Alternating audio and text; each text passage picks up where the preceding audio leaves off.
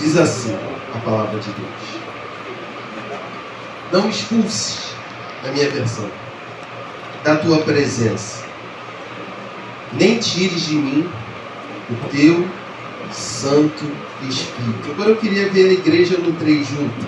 Só o 11. 1, 2, 3. Não nos expulses da tua presença, nem tires de mim o teu Santo Espírito. Amém. Podem sentar.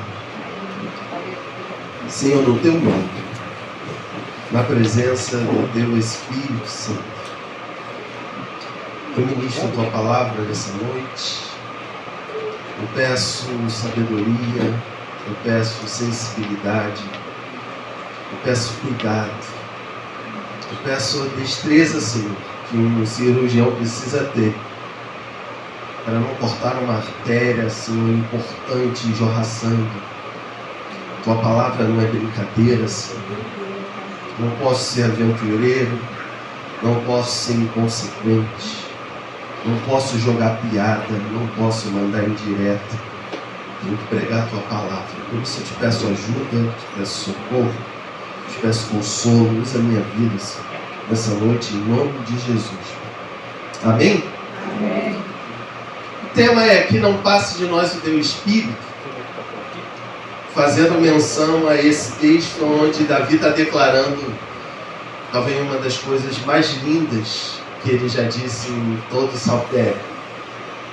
Mas eu quero dar um tema também, um subtema. O subtema que eu quero dar para isso que a gente está dando um pontapé nesse seminário é: a presença sustenta tudo. Sabe, se tem uma coisa que hoje mantém os teus pés presos nesse piso, mantém o teu coração bombeando, é essa presença no teu. Esses dias eu estava vendo há um tempinho um coração batendo. Eu vi muito isso no Grey's Anatomy, em umas séries que a minha esposa gosta de ver. E eu fiquei muito aflito, minha pastora, porque parece que diante daquele coração que precisa bater numa frequência, num compasso, a gente é muito impotente para aquilo permanecer batendo.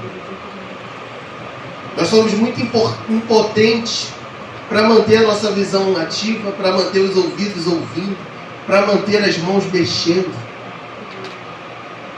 Então essa palavra de hoje, esse tema, ele é muito importante. A presença que sustenta tudo. Só o Espírito Santo.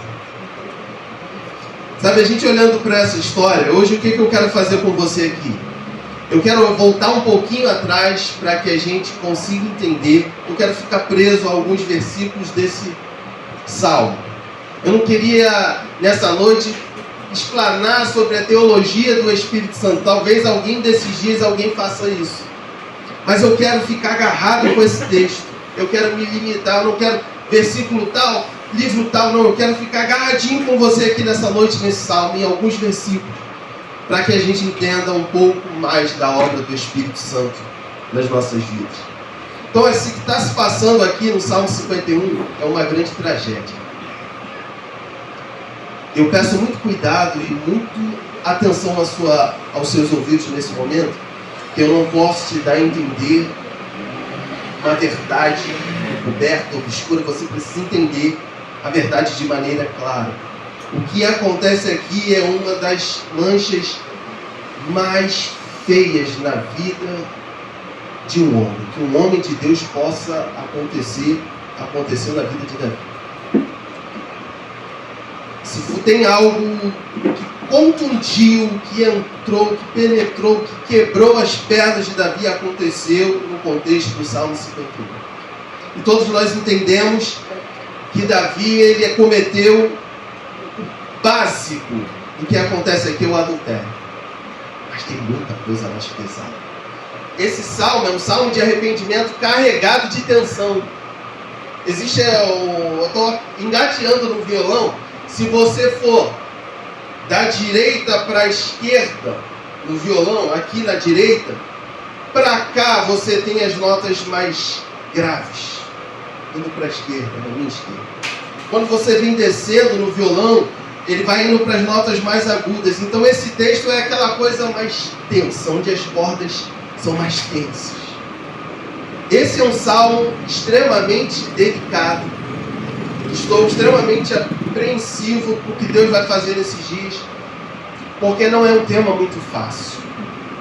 Não é algo muito fácil e muito simples de se lidar, o que Deus vai operar em nossos corações nesses dias.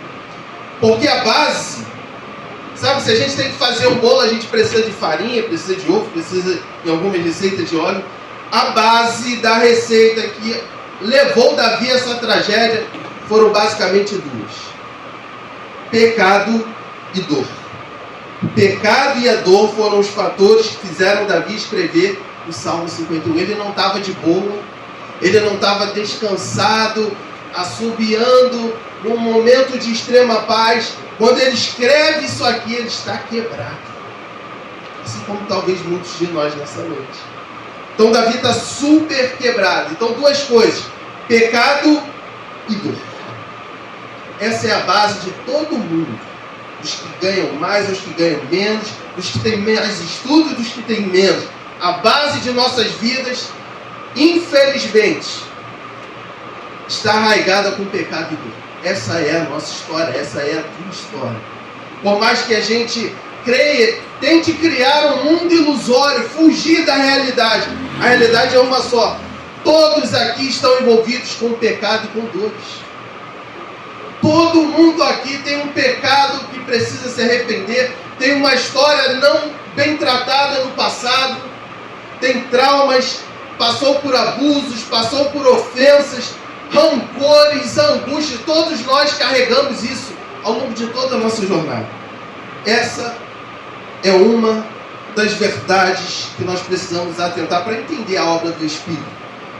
Sabe, meus irmãos, é muito complicado lidar com escolhas erradas. Hoje, 41, eu te confesso que eu estou um pouquinho mais maduro para olhar para trás. Cheguei no 40, eu vou em uma idade que eu comecei a cavar e comecei a achar coisa ali embolada. Foi um momento de transição muito complicado para mim. Mas eu te confesso que hoje eu estou um pouquinho mais maduro para lidar com os problemas do passado.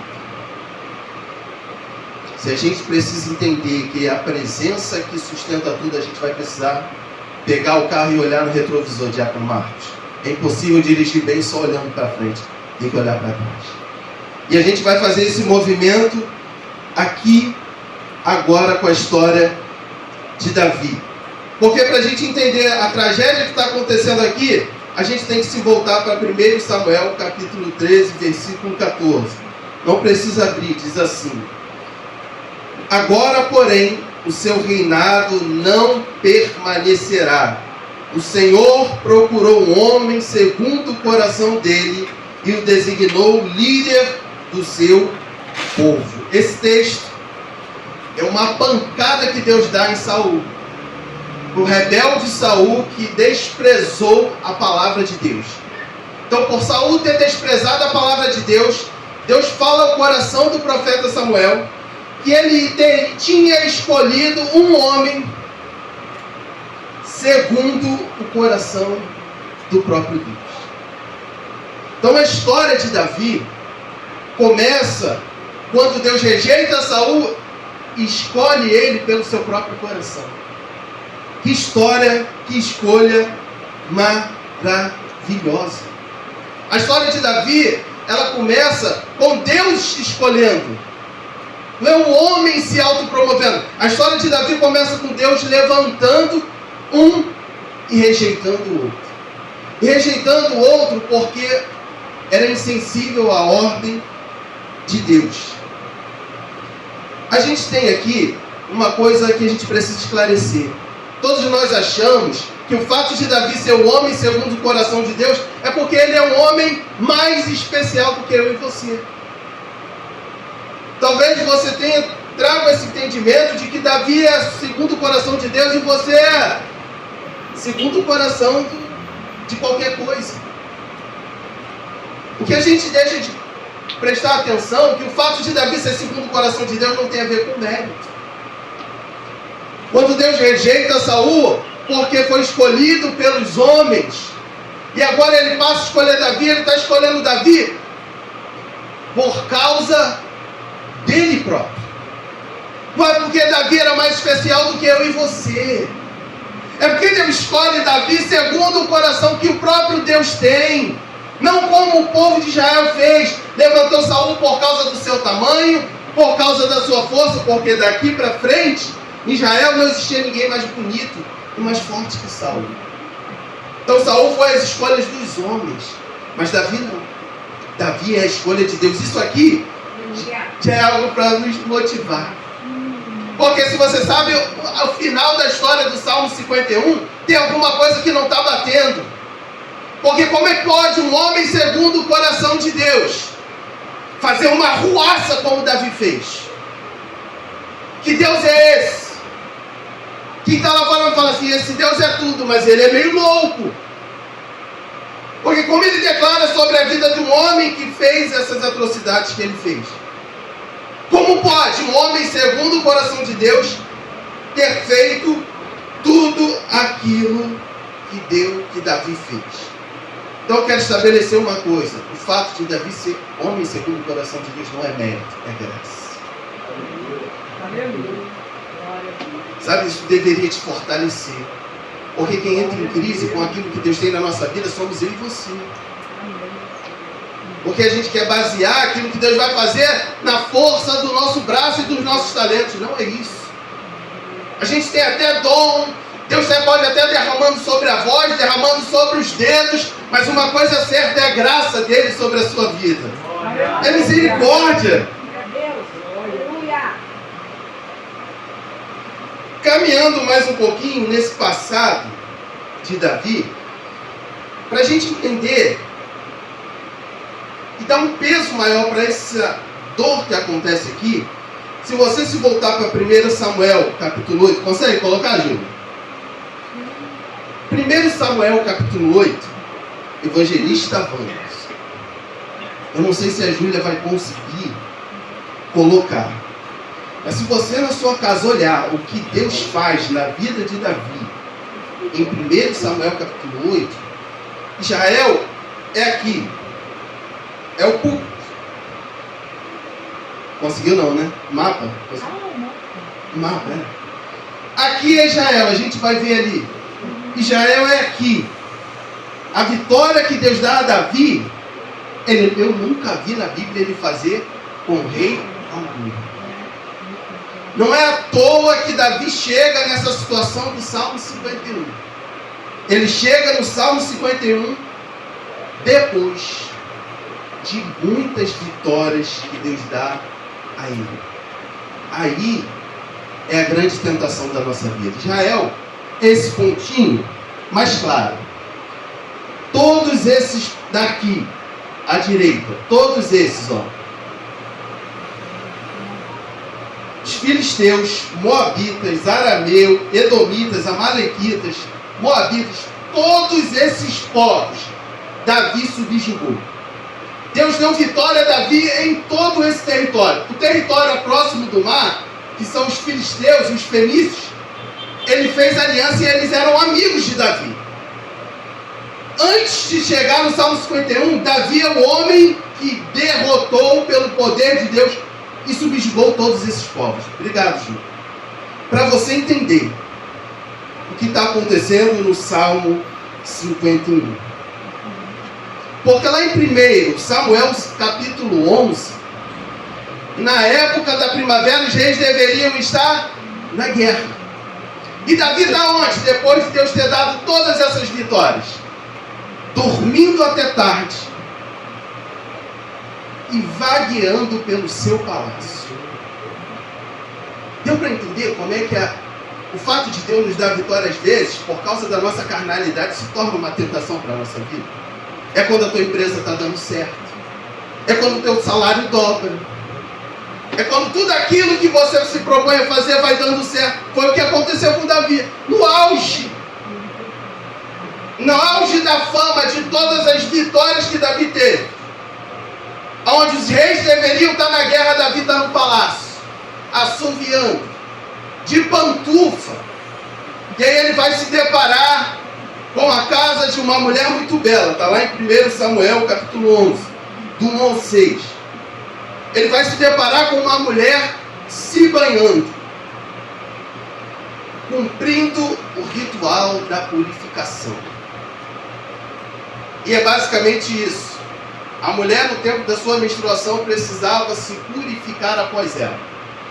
E a Bíblia é muito clara no que está acontecendo aqui com Davi. Ó, 1 Samuel, 2 Samuel 11. Rapidinho. E aí Davi enviou Joabe para a batalha e ficou lá de boa no seu castelo. Uma tarde Davi levantou-se da cama e foi passear no terraço e viu uma mulher muito bonita. Tomando banho, ele viu alguém para descobrir quem ela era. Versículo 3. É Batseba, filha de Eliã, a mulher de Urias, o Hitita. Primeiro ponto, para perceber o quanto Davi está caindo, é no versículo 1. Era para estar na guerra e ele está no palácio. Era para estar no desconforto e nós estamos no conforto. Era para estar no desconforto do crescimento na obra. Nós preferimos estar no conforto do nosso lar se escondendo. Primeiro ponto que faz Davi cair. Para a gente entender o que está acontecendo no Salmo 51. No versículo 3, Davi quebra, por causa da sua postura, o início da sua história. Porque esse homem, Eliã, é aquele que se juntou com ele lá em Adulão. Sabe quem é Batseba? Filha da mulher que se juntou a Davi quando Davi era um moribundo. Para a gente ver a tragédia de quebras que acontecem na vida de Davi. A mulher que Davi desgraça é filha do homem que se ajuntou com ele, não quando ele era o rei de Israel, mas quando ele era um cão de Saul e vivia perseguindo. É o segundo ponto. Terceiro ponto, ele é mais delicado. Versículo 4. Então Davi enviou mensageiros para que a trouxessem. E essa é Batseba. Ela veio e ele se deitou com ela.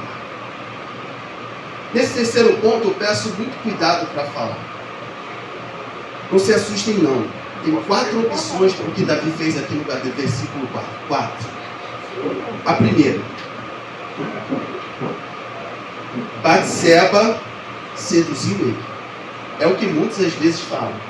Por ela estar tomando banho, coitado do Davi, né? Não se conteve e tomou a mulher que não era dele, porque Batseba seduziu. Primeira opção. A segunda opção é um adultério, mas só foi a iniciativa de Davi, mas ela cedeu, ela queria. É a segunda opção. Agora vem chumbo grosso. Talvez você nunca tenha pensado. A terceira opção é abuso sexual. E a quarta opção, estupro. Sabe que eu te peço muito cuidado? Porque quando Deus vai levantar, Natan, no capítulo 12, ele fala assim, Batseba, na história, era uma cordeirinha. E que o homem que tinha muitos animais a tomou. Então, se tem uma coisa aqui que está se aplicando a Davi, a primeira opção, que foi sedução de Batseba, cai por terra, porque Natan não repreende Batseba. Se Natan não repreende Batseba, só tem um culpado. Esse culpado é Davi. Não é Batseba. E se não é sedução de Batseba, fica difícil sustentar que Davi chamou, mas ela estava toda se querendo. Porque se ela tivesse se querendo, Natan tinha quebrado as pernas dela também. Porque a profecia não respeita o pecado. Ela quebra, ela vai de encontro ao pecado. Então, se o problema não é Batseba, ou é abuso, ou é estupro. Só que eu acho que estupro é uma palavra muito contemporânea para jogar para um texto muito antigo. No mínimo, ele abusou de poder. E na sua prerrogativa de poder, manda vir a força daquela mulher. É para entender a tensão do Salmo 51? Dá para entender o que Davi está pedindo? Dá para entender que não é à toa que ele pede para não expulsar. Porque por um momento Davi desceu a ladeira fundo. Isso pode acontecer comigo e contigo. Um relapso, um lapso, uma falta de vigilância. A gente pode ir fundo como Davi foi. Sabe? Eu fiquei em casa, evangelista, tenso com isso. Eu falei, meu Deus. Vamos melhorar isso aqui. Versículo 5. A mulher engravida envia um recado para Davi. Olha como é que o engodo é terrível. Sabe quando Davi vai procurar ela? Depois da menstruação. Mulheres, o que acontece depois da menstruação? Com o útero feminino? Ele entra o quê? Quem sabe? Período fértil. Ela estava pronta, os hormônios explodindo para engravidar. E foi justamente nesse tempo que ele devia estar na guerra e não foi, é que toda desgraça acontece. E aí no versículo 5, quando ele diz, opa, uma criança vai nascer, sabe o que Davi faz? Despreza esse fato. Como não tira? Ele está preocupado em cobrir. Uma criança que vai para nascer, tanto faz como tanto fez. Ele quer cobrir o seu rastro. E aqui eu quero parar, senão a gente perde muito tempo. A gente sabe que ele vai chamar o moço, vai deitar com a tua mulher. Ele falou, pô, o povo está guerreando, como é que eu vou deitar? E ele embebeda o moço, vai para casa, o moço volta para dormir na porta. Ele fala assim, agora eu só vou tramar a morte desse cara. Senão vão descobrir que ele é. E aí, ele manda para frente, para ser morto pela espada dos amonitas, tá? Para a gente entender aonde Davi chegou no Salmo 51. O que resta depois de tudo isso, meus irmãos? Uma história, talvez eu espero ter conseguido te passar a atenção que essa história tem no 51. Pesadíssima. É tão pesada que se entrasse um homem como Davi hoje, que a gente sabe que o filho morre, os filhos, uma matança desgramada dentro da família, ele despreza o bebê, o feto, ele abusa. Se entrasse um homem aqui dizendo que é arrependido, que pagou a sua história, muitos afastariam dele dessa cadeira. Eu creio que tem mulheres aqui que ficariam tensas do lado de um homem como esse, entrando por essas portas. Eu não tenho dúvidas. Quero pintar Davi como um monstro, não, porque eu sei a carnalidade que habita em mim. Você também sabe a carnalidade que habita em você. Mas se Davi sentasse aqui hoje, sabendo tudo que ele fez, talvez não se escandalizasse de Davi. Essa é a verdade. E o que resta depois de tudo isso? No 3 a gente vai falar junto. Depois de tudo isso, segundo Levíticos 20:10, sabe o que resta depois de tudo isso? A morte. Porque Levíticos 20:10 vai falar: o adúltero e adúlteras têm que ser apedrejados até a morte. Mais um endosso, porque o culpado é só Davi. Batseba morre apedrejada? Não. Mas alguma coisa não bate, porque Davi não morre. Se Levítico está pedindo a morte, por que Davi não morre? Fica uma conta que não bate. E não morre o homem segundo o coração de Deus. O homem segundo o coração de Deus, que fez essas atrocidades todas, não morreu no juízo de Deus. Uau! Era para ter morrido e não morreu por quê? Assim como nós, nas besteiras que nos enfiamos no passado, e talvez ainda hoje, e Davi não morre.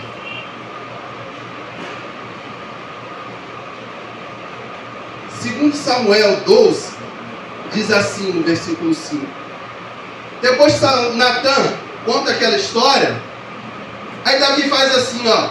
Então Davi encheu-se de ira contra o homem e disse: tão certo como vive o Senhor, o homem que fez isso merece a morte. Davi está decretando. Ele ainda vai mais. Esse homem que pegou a cordeirinha de um homem pobre, não só tem que morrer, mas tem que pagar 4 vezes. Selou o seu destino. Quem olha para nós vai falar assim: Deus vai pegar Davi. Deus vai pegar Davi. Ele já decretou na sua arrogância a própria morte. Mas no 13, diz assim, ó: então Davi disse a Natã: pequei contra o Senhor. Natã respondeu: o Senhor perdoou o seu pecado. Meus irmãos, isso aqui é extraordinário. Aleluia. Nosso pastor fala que a graça é escandalosa, porque os mesmos que talvez se afastariam de Davi sentado aqui, iriam ficar abismados. Como pode passar a mão na cabeça de um abusador? De quem abusa do poder? Pois foi isso que Deus fez. As consequências vieram. Mas o que de mais grave Deus poupou. E a conta ainda não bate. Porque todo pecado precisa gerar uma morte. E ninguém morreu, mas Davi foi poupado. Todo pecado leva à morte. Quem pagou para Davi ser perdoado? A conta não fechou, meus irmãos. Mas Davi não fez nenhum sacrifício, não queimou nenhum boi, mas Deus poupou a vida de Davi. Quem pagou para que Davi fosse perdoado? Cristo. Mas espera aí, a gente está no Antigo Testamento. Ele vai morrer a partir do Evangelho de Mateus. Olha que coisa linda. Aí a gente começa a entender por que a gente não pode deixar o Espírito passar. Porque Davi é perdoado na obra futura que Cristo ia realizar na cruz do Calvário. Sabe que Deus falou assim? Sabe o que Deus falou de Davi? Mas tu foi fundo nessa lama. Eu te perdoo, porque vai vir alguém que vai entrar na frente da bancada que era para você. Eu quero te dar uns motivos, finalizando. Porque o Espírito não pode passar da minha e da sua vida. Primeiro ponto, porque Ele perdoa. Sabe? A gente está perdendo a sensibilidade para entender o poder do perdão. A gente está tão material que o que tem feito a vida, né, é o quanto vai sobrar no mês, é o quanto a gente vai conseguir encher de bens materiais no nosso lar, é o quanto a gente vai prosperar, e a gente está perdendo de vista que deveríamos agarrar o Espírito Santo como Jacó fez e não deixar ele embora de maneira nenhuma, porque é o único capaz de efetuar a obra de cruz na minha vida, é o único.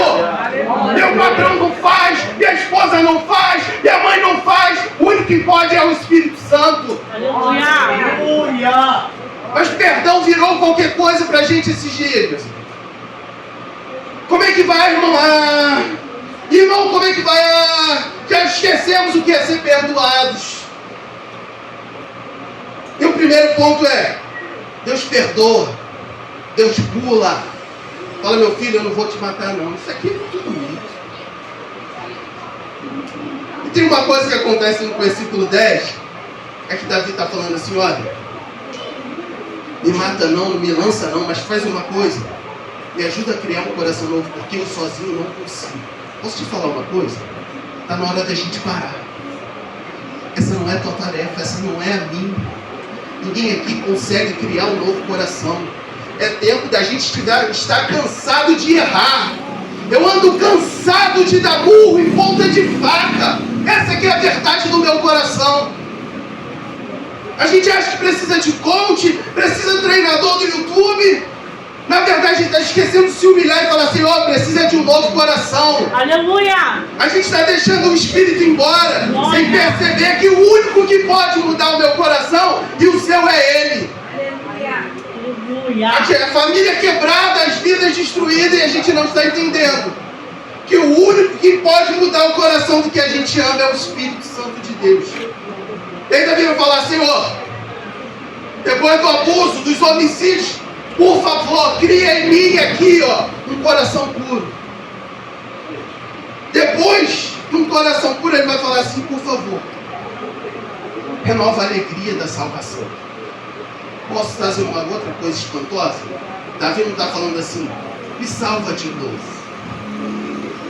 Por mais fundo que Davi foi, eu creio firmemente, segundo as Escrituras, que ele não perdeu a sua salvação por causa das atrocidades que fez. Mas a alegria da salvação ele perdeu. A alegria de poder testemunhar da verdade, Davi perdeu. Se secou, os ossos se quebraram.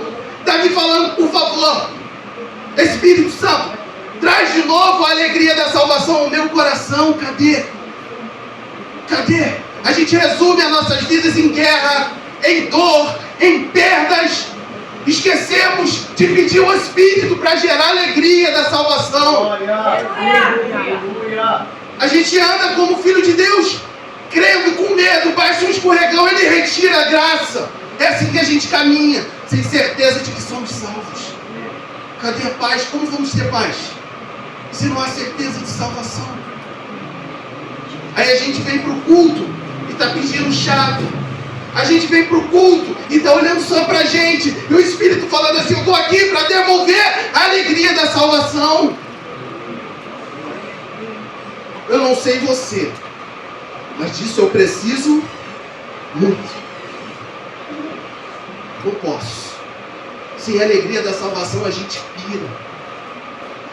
Você fica até sem dinheiro. É difícil ficar desempregado. Mas se você não sente o peso de ter perdido a alegria da salvação, isso é delicado para a gente. Parece que a gente sente mais falta do dinheiro do que de alegria da salvação. E aí ele vai falar assim, Senhor, renova em mim um espírito reto. Aleluia. Ele não está falando assim, a culpa é da minha mãe que me feriu lá no passado. Davi não está falando isso. Aleluia. Eu não posso chegar aqui na cara dura e falar assim, a culpa é do meu pai que me amarretou na infância. Davi está falando assim, ó, renova em mim. Glória a Deus. Um espírito reto. Aleluia. Tem a ver comigo e contigo. Aleluia. Nós somos cheios de desculpa, franqueza. Somos cheios de desculpas. Glória! Ah, porque não me aceitou. Ah, porque meu pai espancava. Ah, porque eu cresci sem dinheiro. Davi está falando assim, ó, a culpa dos abusos que eu fiz foi porque o meu espírito não era reto. Ele não está terceirizando a culpa. Ele está falando assim, a culpa é toda minha. Por entender, sabe por que a gente despreza o Espírito Santo? Porque a gente se sente muito justo. Sabe por que ele está passando? Porque na verdade a gente se sente bom homem. A gente se sente muito justo. Por isso ele está passando de nós. A ótica é assim, Satanás fala, vai peca. Vai pega a mulher que metou, vai. Depois ele fala assim, agora foge de Deus. Agora foge. Sabe qual é a ótica de Cristo? Glória! Pegou? Vem para mais perto. Glória a Deus. Davi afundado, ele falou, Davi, não vou te matar não, meu filho. Que coisa linda. Davi está falando assim, não passa não, Espírito Santo. Irmão Josivaldo, ele está falando assim, por favor, eu só vou conseguir andar reto se o Senhor renovar a tua obra na minha vida. Ele não está confiando no monte, na consagração. Davi poderia queimar o local, senão ele está falando assim, por favor, Espírito Santo, renova em mim o Espírito. Glória a Deus. Aleluia. Sabe por quê que eu finalizo? Você não pode deixar o Espírito passar. Sabe como é que Jesus foi chamado nos Evangelhos? E Jesus não se aborrece não. Filho de Davi. Que coisa louca é essa? Se você abrir o saltério, você vai ver no Salmo 46, vai lá assim, o Senhor dos exércitos está conosco. O Deus de Jacó é o nosso refúgio. Era para você se espantar. Fala assim, que Deus é esse? Está enchendo a boca para falar que é Deus de Jacó? Era para falar assim, não, eu sou Deus de Samuel. Eu sou Deus de Enoque que foi trasladado. Ele se reconhece como Deus de Jacó. Aleluia. Deus do Paulo. Louvado seja o teu Deus da nome. Cláudia. Glória a Deus. Deus do diácono Marco. Deus da diaconisa Patrícia. Aleluia. Deus do diácono Silvio. Aleluia. Aí a gente está preso nessa terra, entristecido com as dificuldades, perdendo esse ouro. Sabe, Deus não tem vergonha nenhuma em se reconhecer na vida de um pecador.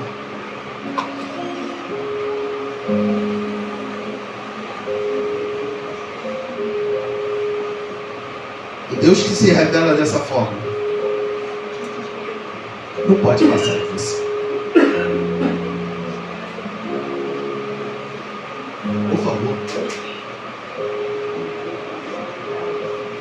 Não deixa não.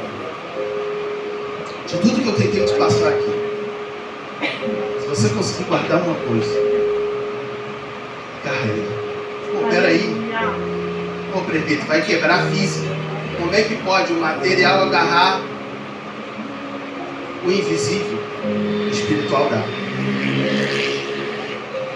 Sabe, acho que eu já falei isso aqui. Já puxei muita cadeira para conversar com o Espírito Santo dentro da minha casa. Porque eu sentia que ele era real. Aleluia. Mais real que o abraço que eu recebi do meu pai na infância. Glória a Deus. Mais real do que o abuso que eu sofri na infância. Mais real. Mais real. A gente está tão seco, tão endurecido esses dias, que o real é a falta do arroz, o real é a perda, o real é as dificuldades, o real é o casamento que não está bom. Essa presença deixou de ser real no nosso meio. Aleluia.